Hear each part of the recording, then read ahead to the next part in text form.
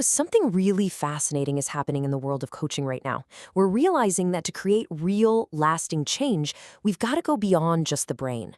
We need to start coaching the entire human system. Yeah, I'm talking about the heart, the gut, and the nervous system.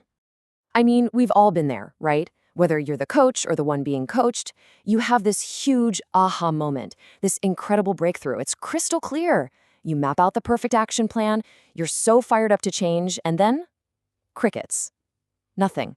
The same old patterns just creep back in. So what gives? Why does that happen? Well, the answer is actually pretty simple. It's because most coaching conversations stay right up here in our heads. We talk, we analyze, we strategize, we try to think our way out of problems. But here's the kicker. Insight alone just isn't enough to create real transformation. Your body has to be on board too. Think of it like this. The old way, the top-down approach, is like a manager in an office tower trying to shout orders down to the factory floor. It starts with our conscious, rational brain trying to control everything below. But the bottom-up approach, and this is what we're diving into, starts on the factory floor. It starts with the body, with our physiological state. It gets that to truly change our thinking, we first have to change how our body feels. Okay, so our first stop on this journey into the body is the absolute foundation of everything, the autonomic nervous system. This thing is like the master control system, the operating software that dictates pretty much our entire physical and emotional experience from one moment to the next. And the star of the show here, it's the vagus nerve. Seriously, think of it like this incredible information superhighway running right through the middle of your body. They call it the wandering nerve for a reason. It literally wanders all over, connecting to your heart, your lungs, your gut, constantly sending signals back and forth between your body and your brain.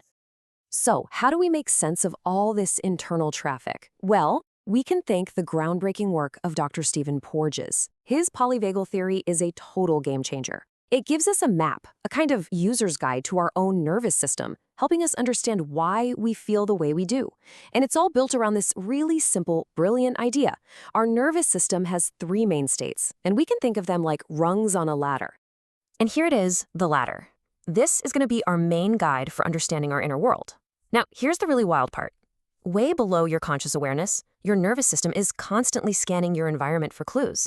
It's asking one question over and over, am I safe? This process has a name, neuroception. It's like your body's built-in radar, subconsciously detecting cues of safety or danger. And that's what decides which rung of the ladder you're standing on at any given moment. So let's climb down this ladder together, okay? At the very top, you've got the ventral vagal state. This is your happy place. It's flow. You feel safe, you're connected to people, you're curious, you're open. All your best thinking, it happens right here. But if that inner radar detects a potential threat, boom, we slide down a rung to the sympathetic state. This is mobilization, your classic fight or flight. Suddenly you feel anxious, maybe angry, defensive. Your focus gets super narrow. And if that threat feels like way too much, like you can't fight it or flee from it, you drop all the way to the bottom. This is the dorsal vagal state. This is shutdown. You feel numb, disconnected, maybe even hopeless. You're just overwhelmed. This is the whole point. This is so crucial. You can't think your way out of that shutdown state. You can't come up with a brilliant strategy when you're in the middle of fight or flight. It just doesn't work. So the real work of coaching, the deep work, is all about creating physiological safety first. It's about helping someone climb back up that ladder so that any new strategy or insight actually has a place to land. All right, so that's the nervous system. Now let's move on to our next center of intelligence, the heart. And I'm not just talking about poetry and Valentine's cards. We've always known it's tied to our emotions, right? But what science is now showing us is just mind-blowing. The heart is a powerful information processor all on its own. And get this, remember that vagus nerve, that information superhighway we mentioned? Well, it turns out it's mostly a one-way street, going up. A staggering 90% of the nerve fibers in the vagus nerve are sending signals from the body to the brain. The vast majority of that traffic is coming from the heart, telling the brain what's going on. So the heart is actually influencing the brain way more than the other way around. And you can literally see this in action. Take a look. On the left, that jagged, messy pattern, that's what your heart rhythm looks like when you're feeling stressed or frustrated. It's total chaos, right? They call it incoherence. But now look at the right. When you shift into a feeling of appreciation or genuine care, your heart rhythm smooths out into this beautiful, harmonious wave. That's coherence. And that state is where we find our best performance, our deepest creativity, and our clearest thinking. Okay, on to our third and final intelligence center. And this is one we all know. It's that gut feeling, that intuition. It's so common, we even call the gut our second brain. And believe me, there's a really good reason for that. The science behind this has a name: interoception. It sounds complex, but it's really just our ability to sense what's going on inside our own bodies. Think about it: noticing your heartbeat, feeling hunger, that flutter of butterflies in your stomach. That's all interoception. It's this constant stream of data from your body that shapes your feelings and your intuition. So that "I just know" feeling you get sometimes, it's not random. It's not magic. It's your body doing something incredible.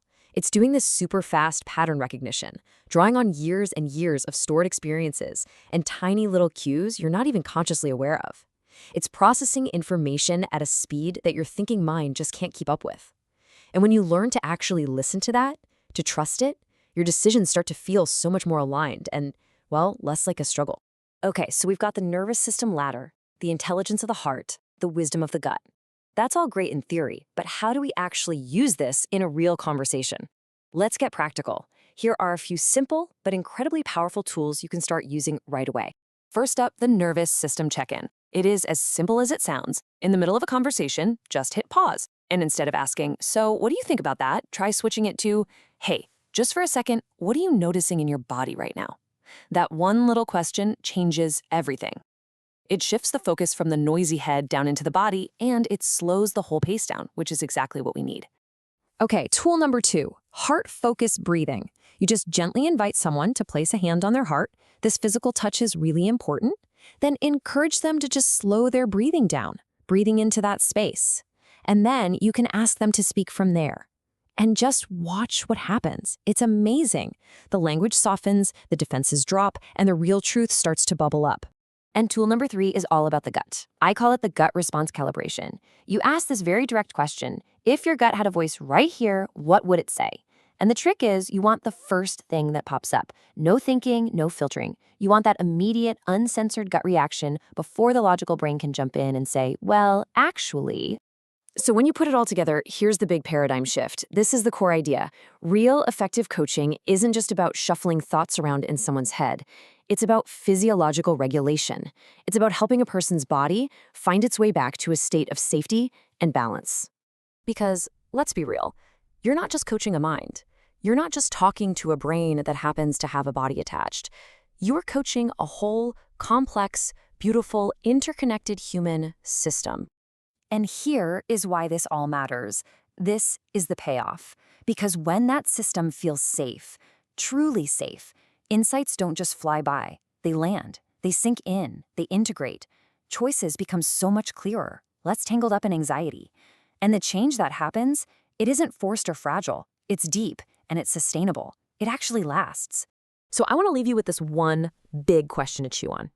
In your work, and even in your own life, are you just coaching the story, the words, the narrative? Or are you learning to tune into the state that's underneath it all? The state that's really driving the whole show? Because honestly, the answer to that question, it could change absolutely everything.